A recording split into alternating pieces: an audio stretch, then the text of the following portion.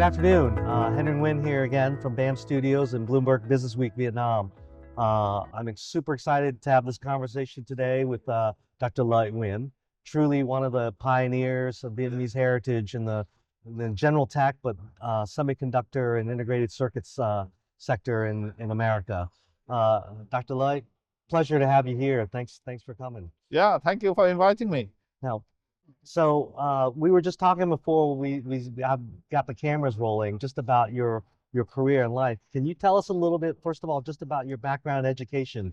Because it's quite stellar. You know, you've got a balanced business background with your science and research background. Okay, all right, let me get started. I actually was born and grew up in Vietnam, Ho Chi Minh City. Yeah. Did high school here actually. Okay. And I started 2 years of university here in Ho Chi Minh City. Okay. Before I migrated to the US. Yeah. And when I started US, I was very poor and my English wasn't very good.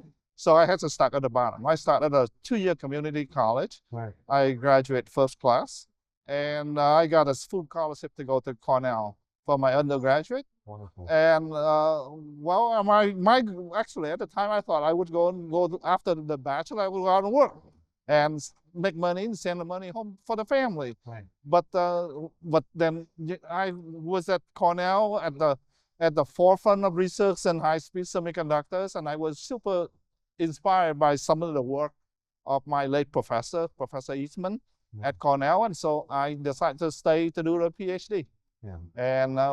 And then that's really my education. Right. But then years later, after I wanted to think about doing a startup, building a business, how to commercialize my technology for real commercial application, yeah, I thought I would need more of a business education, because when I was going through my PhD, I pretty much had my blinder on and didn't really know much about anything else. And so that's why I did the MBA at UCLA. Right.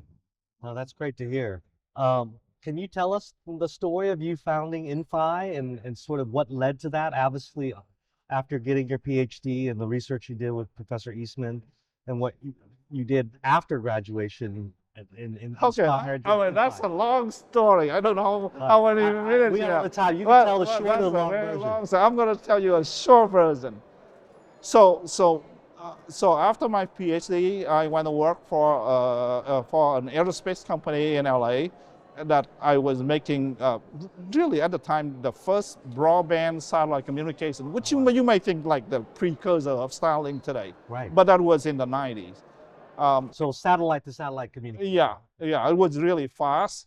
But after my first successful project that we actually deployed it, yeah, I started getting really bored. Yeah. It felt like my career had reached the limit. There was no more money in research and development. What am I doing here? And so I wanted to figure out how to commercialize the technology that I had developed. But the company wasn't interested. Yeah. And so I had to go and learn some of the very basic knowledge of the business side. Right. Just to equip myself with the right basic knowledge. Right. And then once you start an MBA, once you start an MBA, the school wanted you to think that you could do anything. That's right. You couldn't do anything wrong. That's right. And so after that, armed with an MBA and a PhD and with a wealth of knowledge and high-speed semiconductor, I thought maybe I could make something here. And the internet just starting. Right. I knew that it wasn't a secret that the bandwidth will go through the roof. Right. And we would need really fast chip going through optical fiber to carry all this data around the globe. Right. And so, and I was one of the experts in high-speed semiconductors. So you can easily, picture a startup building high-speed semiconductor that move data around the globe, that the demand will never end. Right. And we could be one of those companies. Right. So that was the thesis for starting Inphi. Right. Well, I feel like this is a lesson in lifelong learning, because I imagine you didn't learn about optical networking while you were doing your education, your PhD, but this is something obviously while you were in your early career, you started seeing the trends. So how did you become sort of this expert in optical networking? Obviously, you started from high-speed semiconductor, but Well, I'm just curious. that's a good question, right? People say you learn your skill 70% of the time on the job. Yeah. 20% by whatever training, and then another 10% in classroom, right? Right.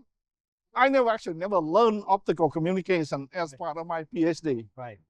So But you just did it in the marketplace on the job. But I'm with a PhD in semiconductors. What it showed me was the ability to learn. That's what a PhD taught me. Yeah.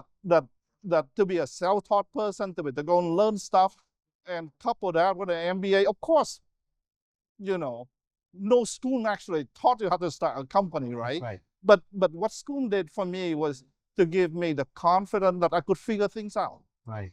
And I think I am one of those people who are the entrepreneur who kind of take the matter in his own hand, Right. who willing to take risks, Right. who willing to leap off the cliff and then figure out where I'm going to land. Right. And of course, oftentimes, you're not successful the first time. Yeah. Then you pick yourself up and you do it again. Yeah. And that was really the story. I love the way you describe just not only your education, but the meaning of education, which is to give you a certain kind of self-confidence of the things that you know and don't know, and the things you need to figure out. Right. Right. Right. And furthermore, it's not just me alone, right? What I learned to be really key there is leadership. Yeah. What does it mean by leadership? Is that you have to be able to inspire other people. Yeah.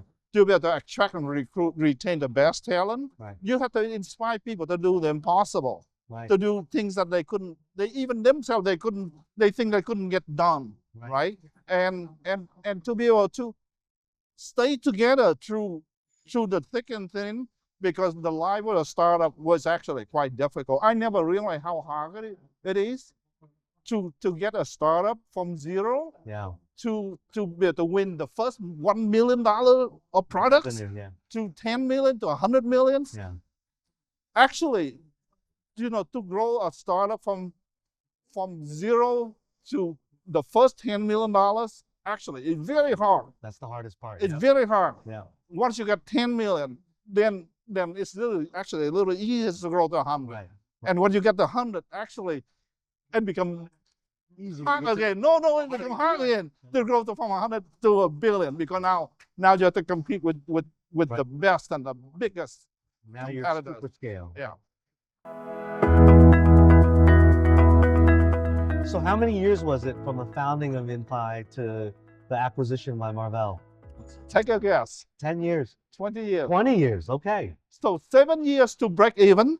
Right. So from 0 to 7 years, our 7 year, we had $37 million revenue, and we break even. Right. At year 10, we went public. We were profitable. We went public on the NYSE at 10 years. Right. But 95% of Inphi value creation actually took place after IPO. That's excellent. Yeah. So after IPO, we were like $400 million market cap. Right. $300 million enterprise value. Right. We thought we were super successful, and so a number of people actually left the company at that time. But for me, I felt like that was just the beginning, not the end of a journey. That's right. My dream for Inphi actually was a lot bigger. Right. To become the leader in the industry in terms of moving data to build fast chips. And I thought that even after the IPO, our journey just started. We're just starting, yeah. So lucky for me with that transition over, we had a new CEO who was really my partner, and the new CEO brought in a number of really talented engineers and executives, and then together, that's the Inphi 2.0, we often say, that actually grew the company and created 95% of the value. So to grow from like a $400 million market cap to what it amounted was $10 billion at that time acquisition. Now, that's a remarkable story. But I think this is a great lesson for entrepreneurs. A lot of people think an IPO or some liquidity event or partial liquidity event is the story. Now, when you know that the story is building product, the financial part of the business and its structure becomes, not to say it's not important, it becomes the secondary story, right? Yeah, people say, you do what you love and the money will follow. Sometimes it's true, sometimes it's not. But I think in my case, it's always about having a vision, know where you would like to go, and figure out what different paths to get there. Right. And that's really the ultimate goal, as opposed to be my goal to get to a liquidity event. Right. Well, after the Marvell acquisition, it's clear, obviously, this is an intellectual property, intellectual capital company. You need to keep all the sources of intellectual capital in the company. So what was that like transitioning to a bigger organization in Marvell? And I'm sure part of the whole acquisition was about making sure you stay around, maintain a role in the bigger picture or vision of Marvell products. Can you tell us about just even that transition? So, at Inphi, we have acquired other company before, and we have acquired some company smaller than ours, and we made it successful. So I've been through that.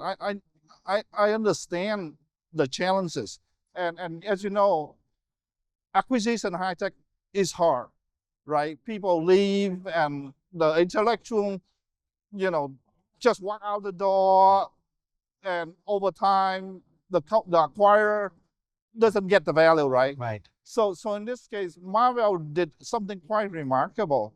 That Marvell knew that they wanted Inphi people to stay. They wanted Inphi people to be part of the Marvell culture. Yeah. So they put a lot of effort out to lay out a red carpet, to welcome us in, and to make sure that some of the senior executives of the company will stay. Yeah. And so they treated me as if I'm part of a founding team, or I'm part of the executive team of the Marvell. I never felt like, I was being acquired by Marvell, so I have to be going somewhere. Other group. So Marvell CEO actually put me in his executive team. Yeah. So I became executive vice president. I was responsible for a pretty large chunk of the Inphi portfolio. Right. And then 2 years later, he actually asked me, "Hey, Lloyd, we had this site on Vietnam, and they were kind of in trouble. Right. Could you go and figure out what to do about it?" I say, "Okay, of course I would be very happy to," because the Marvell Vietnam site was actually a combination of proper Marvell before, and the Inphi team. Right. And the Inphi team was actually a larger team in Vietnam than the Marvell. Right. So I said, I would be so delighted. So I came in here and I said, well, we need to integrate the team. We need to give them an identity. Right. So I don't want them to operate as independent remote sites. So in May 2022, I launched a campaign to say, Marvell establish a world-class design center in Vietnam. Right. Wow, a world-class design R&D center in Vietnam, right? It's not about low-cost manufacturing. This is about R&D design center. Right. And I create that as an umbrella to rally the team around, and to introduce the Marvell Vietnam to the Vietnam public. Right. We invited the press. We invited the U.S. consulate. We introduced Marvell to the press. We provided the first 10 scholarships for the students. Wonderful. So that's to start getting the ball rolling. Right. And then after that, when U.S. President Biden came to meet with the U.S. government in Vietnam, Marvell was one of the few companies who were chosen to accompany President Biden to come to the U.S. Right. And so that really raised the Marvell profile in Vietnam. Yeah. And then I continued to work with the team to bring in more value-added work into Vietnam, giving the Vietnam team more complex design tasks. Yeah. And every time we gave the Marvell Vietnam team a more complex design chip, they came back and they deliver. Yeah. And so it's just not me. It's not me. I'm facilitating things. Right. But the Marvell Vietnam engineers, they really earn the rights to be a world-class R&D design center for Marvell. Right. And so I got a lot of support throughout the Marvell Corporation to continue to invest, to continue to grow the Vietnam team, open a new office in Da Nang, and growing the team from 200, 300 people to about 500 today, and we continue to grow Right. as we progress. Now that's exciting to hear. Obviously, very high skill, highly talented labor here. Where are you finding this labor pool from? Where are these top engineers coming from? Are they being educated abroad? Are they being educated at local universities? What is the mix, if you don't mind me asking? It's a combination, all of the above, Right. right? So Marvell, they started here 10 years ago. Yeah. And 20 years ago, there was two companies that started by Vietnamese expats. Yeah. One was called eSilicon, and the other one was called Arrive. And Inphi acquired the certain asset of eSilicon Arrive. And so we had, within the Marvell Vietnam now, we had people who've been with the company for 10 years. We have people with the company for like 25 years. So those are become the leadership. But in terms of the newer employees, we have internship program. Yeah. So we started with going to university, offering internship, bring them into Marvell, train them for 6 months or a year before they can be proficient. We give more scholarship, and now what I want to do is to start a more in-depth collaboration with the local university to develop that pipeline. Right. There's never enough talent in Vietnam in semiconductor. Right. No, I'm glad to hear that. So I'd be remiss to not ask kind of this last question, because I know you got to get to your panel. What would it take? Because senior leadership in government here have stated quite strongly that they want technology, including AI, semiconductors. Obviously, so all of these things are also linked these days to be a core pillar of Vietnam's economic growth going into the future. Very, very sort of, I'll say, ambitious goals of double-digit GDP growth. What is it going to take to really achieve that in reality? So I think I read the degree. I read the role. I'm really inspired by that. Yeah. My advice to the Vietnamese people and the government is think about this holistically. Think about holistic system. There's not one thing that you can only do and you're going to be successful. You need to think about everything from the education system, from kindergarten to K-12 to university, to send students abroad, how to attract the Vietnamese who live abroad who would skill back in the Vietnam, how to attract global leading companies in AI and semiconductor invest in Vietnam, like Marvell, NVIDIA, and others. Yeah. The whole thing is you want to create a policy so that people want to come and invest and work here in Vietnam.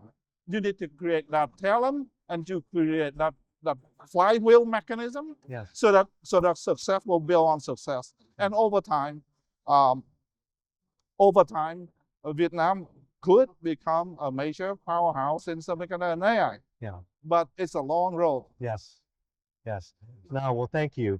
Thank you for sharing, obviously, a little about your career and life, and obviously building Inphi, your current role at Marvell. Dr. Lợi, thank you, obviously, for being here in Hanoi and dropping by BAM Studios with us. But also, thank you for your contributions in making sure that Vietnam has these connections at the highest level and cutting edge of research and technology to make sure that we have access to build an ecosystem that hopefully, like you said, could be one of the world-class centers of development of technology, AI, and beyond. So thank you again for joining us. Okay, thank you. I'm happy to help. I'm just only one person with many, but yeah, I'm happy to help. I personally are going to get you more involved in Vietnam. All right. Thank you so much. Thank you. All right.